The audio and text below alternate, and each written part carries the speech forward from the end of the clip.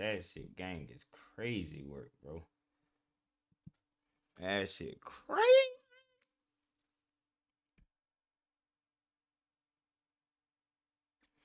Hey, man, let's go look into this damn Bricc baby situation, though, man. People definitely been talking about Nipsey and Bricc baby. The story between Big U and Nipsey is enthralled. Hey, I'm gonna put this on real quick, chat. Let me go check this pizza in this oven. Be right back. With a back and forth of chess moves and fight for control over one's career that was lifted on the shoulders of the Rollin 60's Crip gang. Whereas Big U seen himself as the CEO of this gang and Nip as just a shareholder. When in the same, Nipsey viewed himself as the CEO of his own career and Big U as a shareholder, if even, with neither one willing to back down their vision of the future. He got one song he shouts out Big U, he didn't put it on the album, man. Gotta holler at you, Drake. Yo, Drake. You give me a shout out, but you don't put it on the album, Drake. This story details two gang members from the same Crip card whose mentality began going in two different directions. While one wanted utter control and power. If I'm gonna take something from you, I'm not gonna apologize to you. If I drop down to that level and go do something, I'm doing it. So take that from that. And I ain't never stole nothing from nobody, period. I don't know how to do it. Yeah. I took it all, know what I'm saying? Hey, man, I ain't gonna hold you, bro. Like, when Nipsey first died, the shit that was swirling around Big U and his involvement and things that were going on, bro. It's, in my opinion, bro, this is just another case of motherfucker jealousy, bro. You feel me? Like, old nigga wanting his shine, cuz, you see what I'm saying? But it's just like, bro, you done had your time, gang. Like, your time done came and went, you see what I'm saying? But motherfucker want to be relevant so bad, bro. You feel me? Just want to be. And that boy Nipsey just fell victim to that bullshit, man, because that's just crazy work.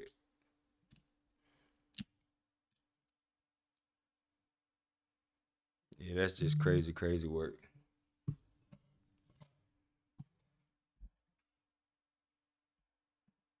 The other was going for unity and collaboration. Man, I feel like, we got a common enemy, you know what I'm saying? So I don't feel we got time to be beefing. You know what I'm saying? It don't make no sense. That's divide and conquer, you know what I'm saying? That's Willie Lynch, you know what I mean? We got a common enemy in these capitalists that's taking control of our assets and colonizing what we're doing, as far as rap music, as far as our continent we came from, our culture and all that. This chemistry together did not mix and would turn into a story of toxicity, a story that would turn into tragedy with not just one, but a few. Yeah, Nip was getting bigger than the set, cuz. And don't nobody get bigger than the set is what I was told. Cause that dude is the most vicious, conniving snake I've seen. For him to say all this little brother shit about Nip, and on Paru for me to know what I know, and watch this dude sit, his brain doesn't work. The detectives, because they're supposed to reopen Nipsey's case, that's what I was told. Oh, wow. What would I gain by hurting my own son? You know what I mean? A lot. Yeah, as far as my granny drop a jag, my big brother in the pen. I'm fresh out in that stack, crime family. Taught to stay down and rise gradually. I serve like Agassi just to make my mark annually. Look, now run my credit in these streets, you see my status be untouchable, hustle, no limit like Master P. And God willing, he'll forgive me till they ask for me. But I'm a rich roller, so a hustler's what I had to be. I was personally there to witness Big U shop a young Nipsey Hussle's mixtape around LA, hoping to land a deal. Big U took me up to Capitol Records. I'm gonna say after about a half an hour while we was up there talking at Capitol Records, I'm wilding out because at this time I had lived in LA like 6 years, and when you live in LA, you see the big Capitol Records building. So I always saw the building, but never been in that joint. So I ended up going into Capitol Records with Big U, and Big U was talking to some white ball dude. And then like after half an hour, Nipsey and Prosper come in. As far as management, the two had different ideas on how long this period should last, erupting a back and forth that lasted even past Nipsey's last breath. Nip opened up, told me everything. He said he ain't f***ing with Big U no more. He cutting him off. Big U tried to sign him not 10 years, 20 years. Everybody's about, oh, 10 years, 10 years. No, he said 20. One of Big U draws known methods of income was checking in. making factions such as out-of-town celebrities and even fellow gang members pay a fee to do business. This young man just gave out 500 pair of tennis shoes. And he about to give out another 500 pair of tennis shoes. Lamar. Look at his face like, what? Surprisingly enough, even Rollin 60's members were not exempt from this method.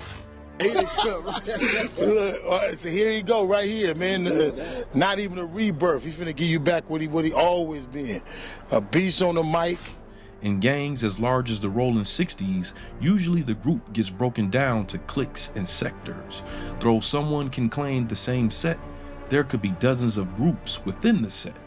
This checking-in method draws used on Nipsey and his crew, all money in several ways, beginning with a management deal. Do me one small favor before we continue. Please apply pressure to that subscribe button. Yes, apply pressure to that subscribe button. While Nipsey was trying to build a career, Big U was trying to expand his empire off of said career. I was doing business with Corrupt, so when I paroled in 2004, after doing the 13 years, I started back managing Corrupt. And then I started doing deals just throughout the industry. I did the game deal. I was just doing all kind of artists. And then so after Suge situation and with the Death Row situation, I went to go find my own artists. And that's when I found Nipsey. And from Nipsey, I brought Steve on. Because Steve, at the time, was in a relationship with my wife's little cousin. A battle of power and control would ensue. And this battle would hover over one thing, Nipsey's music. What's happening with it? It's your boy, Neighborhood Nip Hussle. Just leaving the building, just bang their heads real quick, played all the new shit for them. You know what I'm saying? They finna cut some more big ass checks. Gonna see a nigga with some more jewelry coming soon.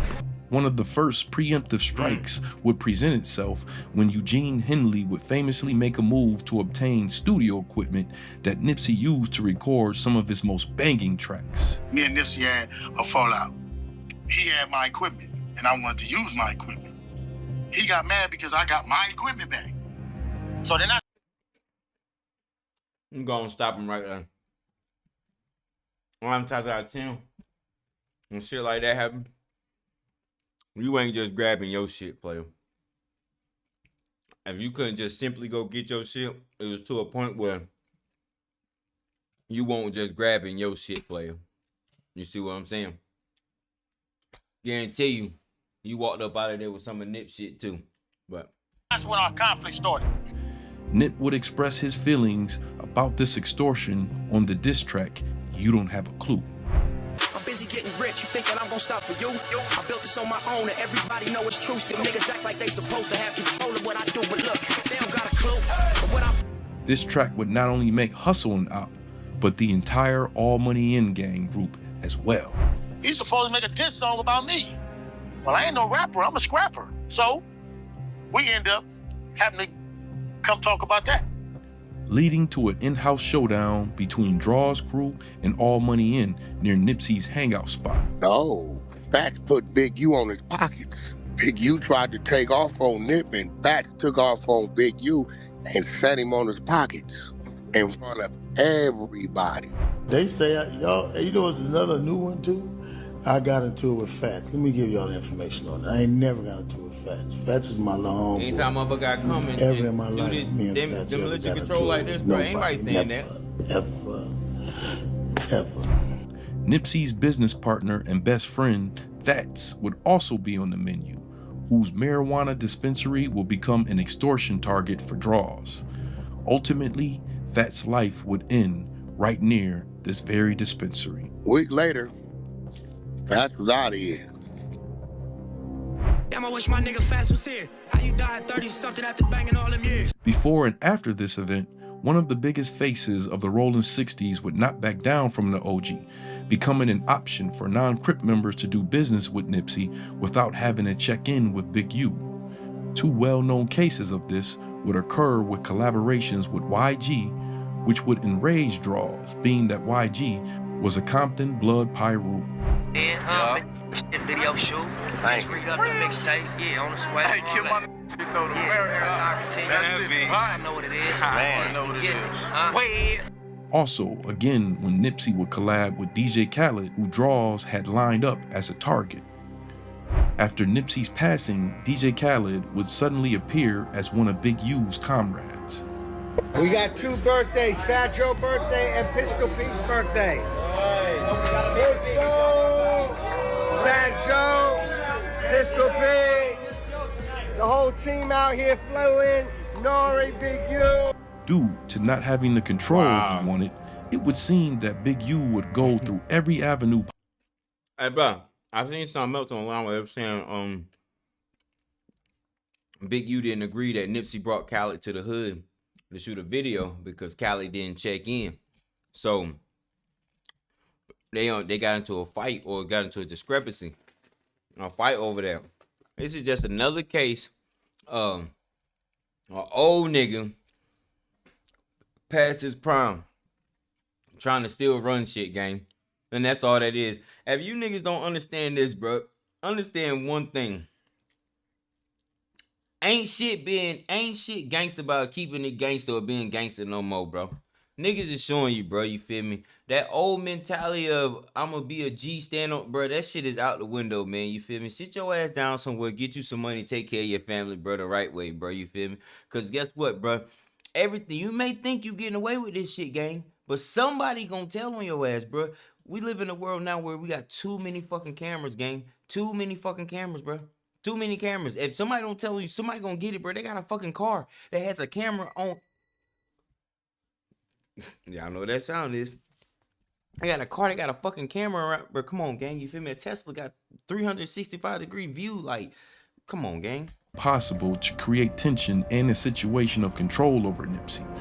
One popular rumor that would arise where Big U would admit control once again over Nipsey after he received the recording of the star talking to police from an alleged murder of another 60's member, which started over a fade. Big U came on Pyru, set my motherfucking game room in my backyard, right? With another one of my original baby gangsters, right? Who just walked off 20 years. He been home about 7 or 8. The homie just walked off a dub, sat in front of me in my game room, in front of the homie, and called Nipsey a rat. We both looking at him crazy. What are you talking about? Some paperwork? Nah, what he did, I got the recording, you know, when the nigga Domer, you know what I'm saying, did what he did. He told the police if anything happened to me or something happens to me, I come up dead, Domer did it. So he been paying this nigga $1,500, $2,000 a month to keep from letting niggas know and telling niggas is that. So you know, all this shit, bro, is what I'm trying to box up, put together to make my move. So when Nipsey would get into an altercation with a character known as Dom over a woman, rumors would swirl that he would give a warning to cops. If something were to happen to him, then Dahmer did it. Eddie Boy would tell the nigga, I get down with him. They lock up.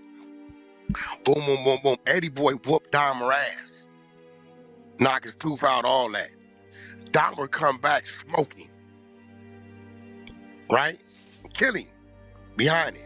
Dahmer go to jail for the body. They questioning Nipsey, and Nipsey said, if somebody do something to me or something, I come up dead, Dahmer did it.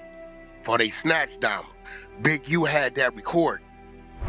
According to WAC 100, this recording is what led to the reconciliation of Big U and Nipsey, reigniting their friendship under false pretenses until his death. And use that to make the nigga move. That's when you seen all the victory lap shit he with him. Nigga, Nipsey was playing his hand. Somebody was gonna go one way or another. He really had a mic in his closet and was recording his own self. Remember that. He did what no other rappers do today. He sold his own music. Man. He sold his own music. So when I came along and Steve came along, we had a formula that merged with what he do. But he outworked any artist I've seen. I'm talking about business-wise. I'm not talking about on the mic.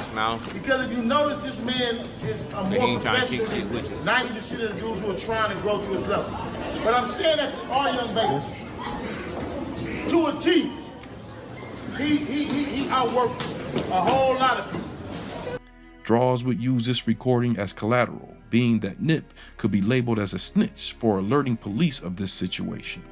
It was always 100, man. Nip was my loved one, and like a son. You know what I mean?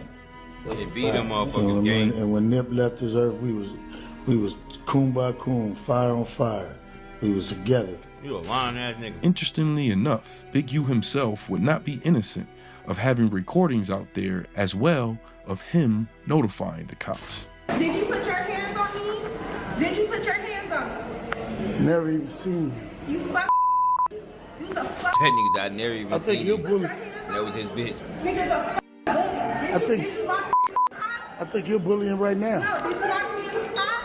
I think you. Can you call the police? Yeah, call the police. Call them now. Even so I can press charges Wow. for what you did to me. You see that? Yeah. Did you lock me in the spot? We don't Did recording inside the hotel. You think you guys know? you put your Please hands tell her. on me? Did you try to blackball me? I think you're mentally ill. Bully? Did you? Did you? You bully? Did you just throw something? What is it? Hell has no form like a Did you see woman's that? spirit. If I have my work, I'll blow your ass back. You bully? Did you almost make me lose my baby? Did you put your hands on me?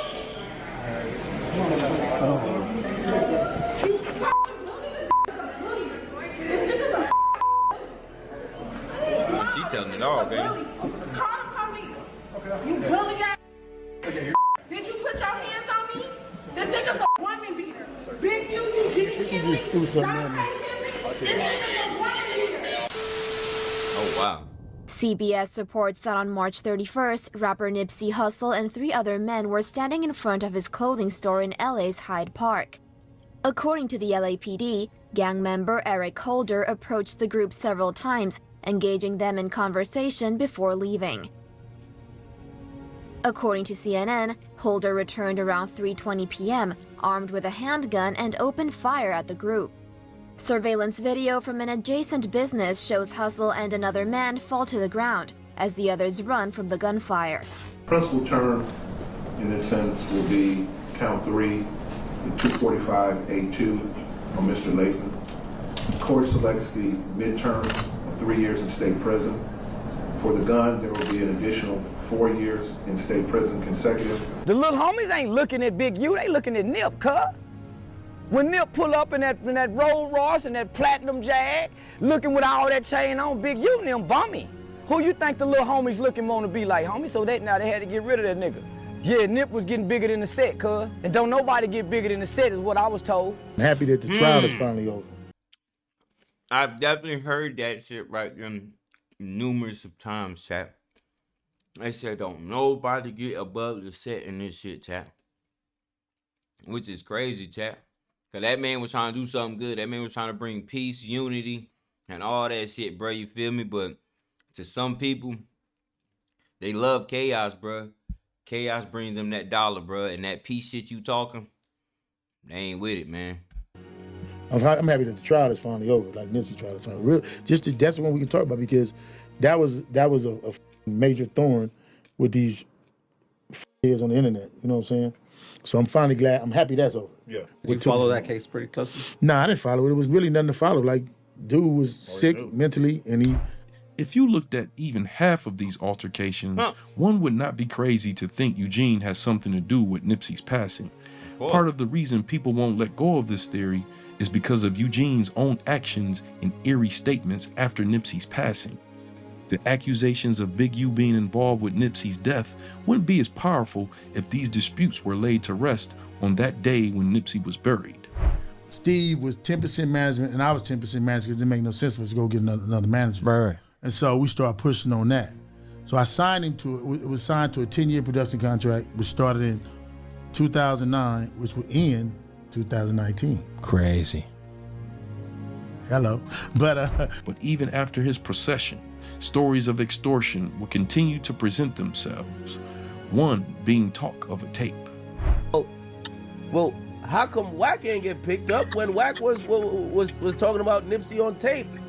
And a chick with another man and they got the secret tape. Wack got mad secret tapes. Hassan Campbell will be the first to leak information that there was a tape of Nipsey Hussle committing unruly sexual acts and that Big U planned to extort the family using these tapes, according to Wack 100. 100 had sex tapes, allegedly, from his own mouth. I heard that shit. I heard about that. Nipsey Hussle, because Nipsey Hussle from Wack was running a train on his baby mother.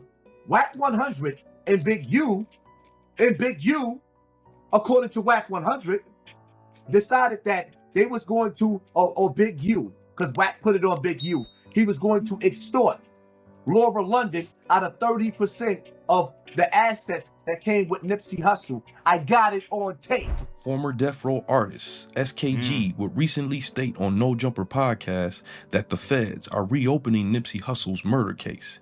He was involved with the Nipsey situation, and I want to let the detectives, because they're supposed to reopen Nipsey's case, that's what I was told. Even approaching Adam 22 personally, obtaining copies of a cease and desist issued on behalf of Eugene Henley over comments made by known affiliate Loose Cannon. So when Loose Cannon puts up the version of the story where he got a call from Big U 30 minutes before it happened. I seen a nigga bubble. Nigga bump to the nigga, then the nigga like, hey, bro, nigga jump. So he FaceTimed me and stuff like that. He was like, Nipsey just got killed. I'm like, sick, so I didn't hear that. So I hang up with him. I called Nipsey and I'm like, Nipsey, what's up? He was like, oh, what's up with it? Nipsey answered. Nipsey answered. He answered the phone. So after I talked to Nipsey and I was like, yeah, I love you, cuz, or whatever like that. I'll see you later or whatever. So I hung up the phone. I thought Big U gave wrong information. 30 minutes later, the homies blowing me up like they just killed Nipsey. You get a call from Big U telling you Nipsey just got killed. Yeah. You panic call. Nip answer the phone. Yeah. 30 minutes after you get off the phone with Nip, he get killed. Yeah. I got it. So you think he hit you a little too early? Yep. He hit me a little bit too early because the homie Shitty. Do you see that and you tend to be like, yeah, I believe it. I believe it. Yeah, I believe it. And I'm going to tell you why I believe it. And this is why I say trying to portray gangster or be gangster ain't worth it, dog. It ain't worth it, man. It ain't worth it. If you got to be a tyrant, so to speak, a bully to get respect and you try to get people to fall in line, you ain't shit, dog. Cause when the chips fall, and you see what motherfuckers is doing, niggas gonna say they ass, gang. They gonna tell on your ass. That's crazy work. That's crazy work. Do you remember when Luce was on the show and then I think an attorney number posted a deceased for Luce with the video? Okay. I called the attorney and talked to the attorney myself. And the attorney, she told me that Big U just hired her for that cease and desist. Okay. So if there was never anything, why would you hire an attorney for that? These comments were hard to believe initially due to the fact that there wasn't evidence readily available of a Big U and Eric Holder connection. But according to Adam 22, there's videos out there of the two closer than previously known. Even just in the last day, I've had a few people like sending me videos of fights that it seemed like in the video it was Big U and Eric Holder involved in these videos. Like they may have been closer than certain people have led us to believe. A case thought to be closed, over and done with, may now be rehatched, bringing forth new evidence of possible mind manipulation and the ultimate backstabbing, which leaves one to believe if there's more to the story of what was once thought to be an open and shut case of a brutal murder of one of the West Coast's brightest stars. But what was once left in the dark, according to the feds, may soon come to the light. Justice for them.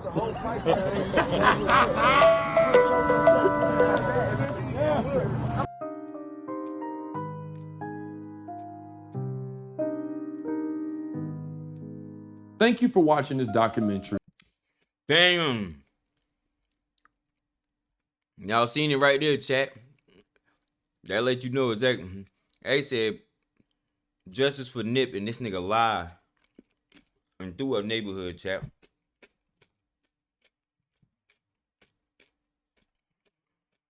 Yeah.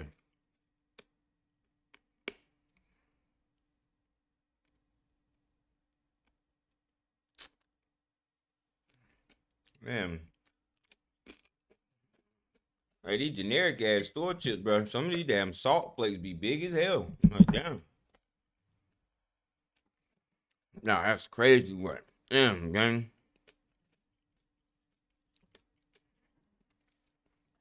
It's over for that ass Big U.